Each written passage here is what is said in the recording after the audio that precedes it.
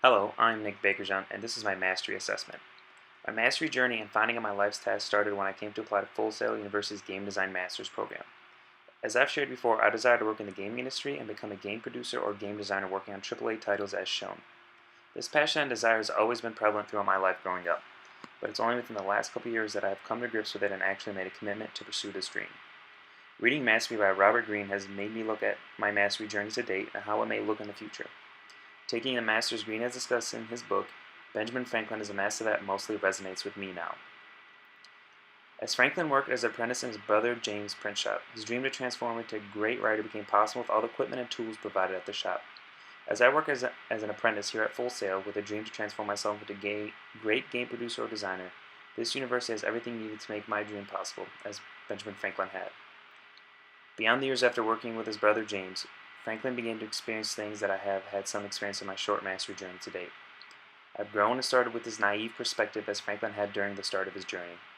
I like to think I have the ability to study people and discover their intentions well, but I haven't played and used as Franklin had in his life. I am slowly coming to the same realization as Franklin had in just accepting human nature how it is. People have certain beliefs that guide their everyday actions and govern how they treat people, whether good or bad. Continuing to observe people beyond just through my own eyes can lead to me to find these beliefs and intentions easier, as Franklin had found. I try not to judge people by the rep or stories until I have dealt with them in my own way. Franklin did not avoid or attack Isaac Norris from what he had heard about him. Instead, he studied and dealt with him in his own way to only find Norris having similar traits as Franklin had. Norris ended up as a friend and an ally to Franklin. In my current state, I am not perfect in this and have much learning in truly keeping my emotions and insecurities out when studying people. While reading on Benjamin Franklin's journey to mastery, I have come to learn two things from his life. One, his ability to fully overcome naive perspective, and two, his skills to let his work do the speaking for itself. Benjamin Franklin grew up realizing that people's intentions were always different from what they said. He had the problem of inevitably becoming swept up in his emotions and lose all contact with reality. With his brother and with the governor, he let his emotions get the best of him. But he came to find a solution that worked ever so hard to implement in his life. In all of the future interactions with people, he would force himself to take an initial step backward and not get emotional. In a sense, he would step outside his own body of emotion and insecurities and into the people around him, studying them and finding any body or verbal signs that give away their true intentions. To immerse himself in this, he had to come with terms to completely and radically accept human nature as it was. As Robert Greene put it, better to accept such people as one accepts the thorns on a rose. In doing so, Franklin was able to avoid any wrongful intentions that were meant for him. He was able to flourish in the printing business and soon flourish in the government till one day he would become one of our founding fathers. My desire to be a game producer or designer, I will be working with groups of people throughout my career. Being able to overcome this naive perspective and to radically accept human nature as it is will aid me in the future.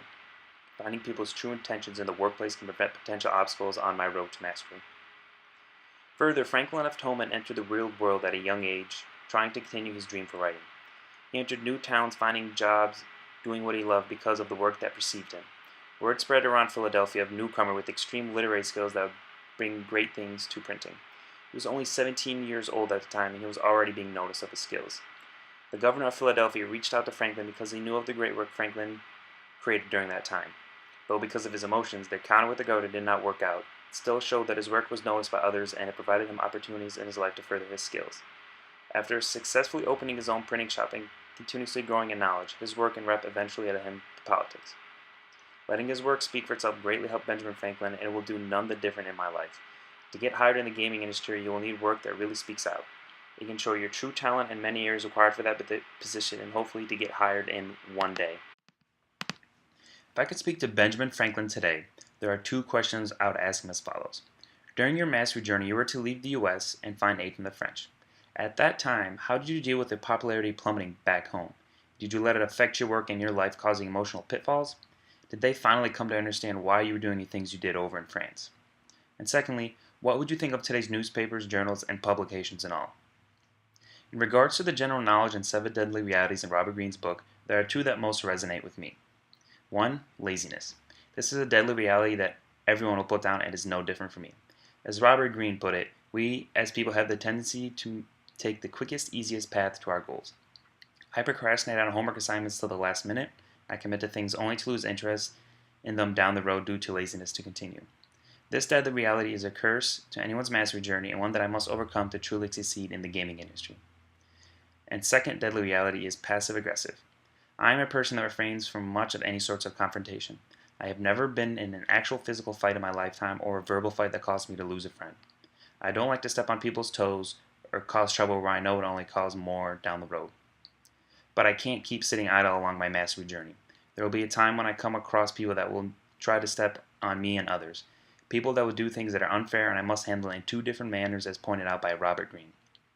Either get out of the way and leave their presence, or return their attack with something equally indirect, signaling in some subtle way that messing with you can come at a price. Thank you. This has been my mastery assessment.